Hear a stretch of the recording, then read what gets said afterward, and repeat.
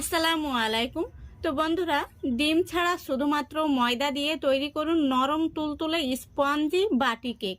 তো চলুন আজকে আমি খুব সহজভাবে বাটি কেক তৈরি করে দেখাবো, আর একেবারে নরম তুলতুলে হবে। তো আপনারা শেষ পর্যন্ত দেখতে থাকুন।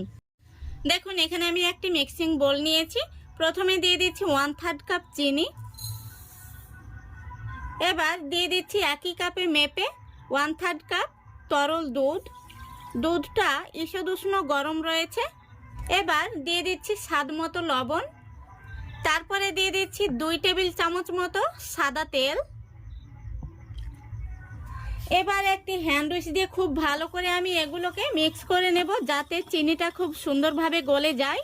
তো চিনিটা এখানে আমি গোটা চিনি ব্যবহার করেছি, এই জন্য যে দুধটা ঈষদ উষ্ণ গরম রয়েছে, চিনিটা খুব সহজেই মিশে যাবে। তো আপনারা চাইলে চিনিটাকে মিক্সি জারে অথবা সিল্কিতে গুঁড়ো করে নেবেন, তাহলে খুব সহজে তাড়াতাড়ি মিশে যাবে।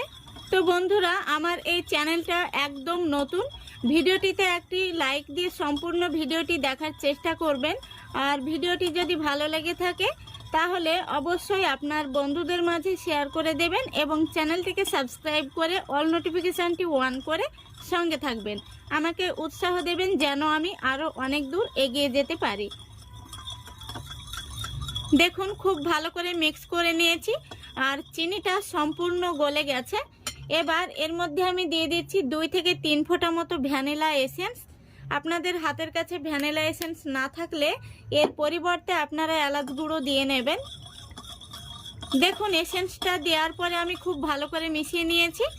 এবার এর মধ্যে আমি দিয়ে দিচ্ছি 1/2 কাপ ময়দা। এখানে ময়দার ওজনটা হচ্ছে 100 গ্রাম।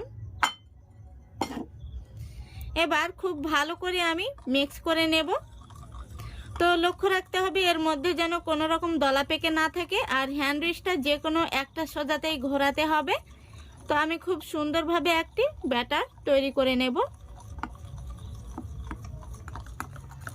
দেখুন, খুব ভালো করে আমি মিক্স করে নিয়েছি আর ব্যাটারটি কিন্তু এরকমই হবে। এবার এর মধ্যে আমি দিয়ে দিচ্ছি 1/2 চামচ বেকিং পাউডার আর দিয়ে দিচ্ছি 1/2 চামচের অর্ধেক বেকিং সোডা। তারপরে দেখুন, আমি একটি বিশেষ উপকরণ দিয়ে দিচ্ছি 2 থেকে 3 ফোঁটা মতো ভিনিগার। এতে করে কেকটা খুব সুন্দর ফুলবে। আবারও আমি খুব ভালো করে মিক্স করে নেব।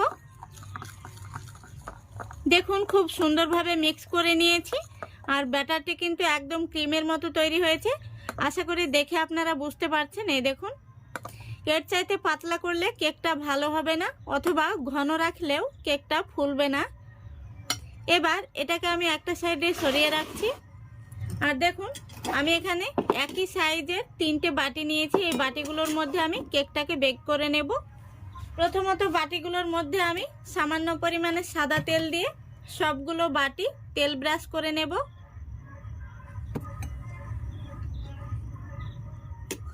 দেখুন, সবগুলো বাটির মধ্যে আমি খুব ভালো করে তেল ব্রাশ করে নিয়েছি। এবার এই বাটিগুলোর মধ্যে আমি সামান্য পরিমাণে ময়দা ছড়িয়ে দেব। দেখুন, ময়দাটাকে এইভাবে গড়িয়ে নিতে হবে। দেখুন, এখানে আমি 3টে বাটি রেডি করে নিয়েছি। এবার বাটির মধ্যে আমি ব্যাটারটি দিয়ে দিচ্ছি। দেখুন, ব্যাটারটি আমি 1/2 বাটি করে দেব। দেখুন, সম্পূর্ণ মিশ্রণটি আমি 3টে বাটির মধ্যে সমানভাবে দিয়ে নিয়েছি। দেখুন, এদিকে আমি গ্যাসটাকে আগে থেকে অন করে ডেকচি বসিয়ে দিয়েছি আর ডেকচির মধ্যে কিছুটা লাল বালি দিয়েছি। তারপরে একটি লোহার স্ট্যান্ড বসিয়ে দিয়েছি। এবার আমি এর মধ্যে একটি থালা বসিয়ে দিচ্ছি। দেখুন, এই অবস্থায় ডেকচিটা কিন্তু ভীষণ গরম হয়ে থাকে, তাই খুবই সাবধানে বাটিগুলো বসিয়ে দিতে হবে।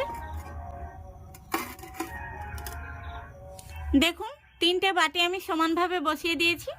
এবার আমি ঢাকনাটা লাগিয়ে দিচ্ছি আর ঢাকনার মধ্যে ছিদ্র রয়েছে, সেই ছিদ্রতে আমি একটি কাগজ দিয়ে বুজিয়ে দিয়েছি।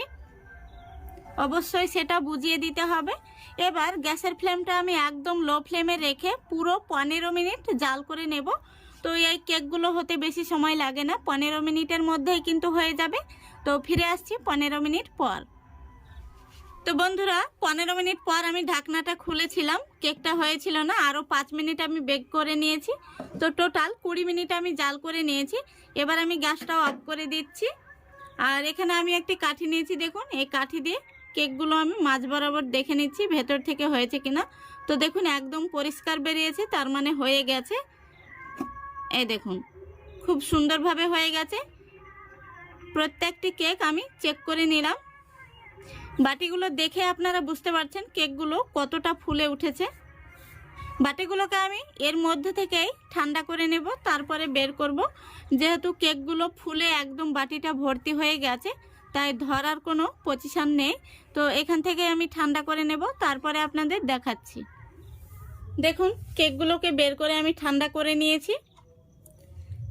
আর কতটা নরম তুলতুলে হয়েছে দেখুন, কেকগুলো কিন্তু দারুণ ফুলেছে। তো এবার আমি একটি দেখুন চাকু নিয়েছি, এইভাবে কেকগুলোকে বের করে নেব। কেকগুলো এতটা ফুলেছে যে বাটি পর্যন্ত কিন্তু দেখুন চুইয়ে পড়েছে। তো এইভাবে কেটে না নিলে কিন্তু কেকগুলো বের হবে না। দেখুন কেকগুলো কত সুন্দর হয়েছে। কেকগুলো বের করতে গিয়ে একটু ভেঙে ভেঙে যাচ্ছে, তার জন্য আমি অনেকটাই দুঃখিত। এই দেখুন কতটা স্পঞ্জি আর নরম তুলতুলে হয়েছে। দেখুন এই দেখুন একদম মুঠের মধ্যে কিন্তু ধরে নেওয়া হয়ে যাচ্ছে। দারুণ হয়েছে, একদম নরম তুলতুলে। এই দেখুন এইভাবে আমি সবগুলো কেক বের করে নেব। কেকগুলো বেশি ফুলে গেছে, সেই জন্য বের করতে একটু অসুবিধা হচ্ছে, ভেঙে ভেঙে যাচ্ছে। আশা করছি আজকের পর থেকে আপনাদের আর কোনো রকম অসুবিধা হবে না কেক বানাতে গিয়ে। আমি একটি কেক ভেঙেও দেখিয়ে দিচ্ছি ভেতর থেকে কেমন হয়েছে আর কতটা নরম তুলতুলে হয়েছে। এই দেখুন দারুণ হয়েছে। কিন্তু এই কেকগুলো কিন্তু বাচ্চা থেকে বড় সবাই ভীষণ পছন্দ করবে। এই দেখুন একেবারে নরম তুলতুলে। তো আশা করছি আজকের এই রেসিপিটা আপনাদের ভালো লেগেছে। ভালো লাগলে অবশ্যই লাইক কমেন্ট শেয়ার করে দেবেন এবং চ্যানেলটিকে সাবস্ক্রাইব করে অল নোটিফিকেশানটি অন করে সঙ্গে থাকবেন। আজকের মতো এখানেই বিদায় নিচ্ছি। সবাই ভালো থাকবেন, সুস্থ থাকবেন। খোদা হাফেজ।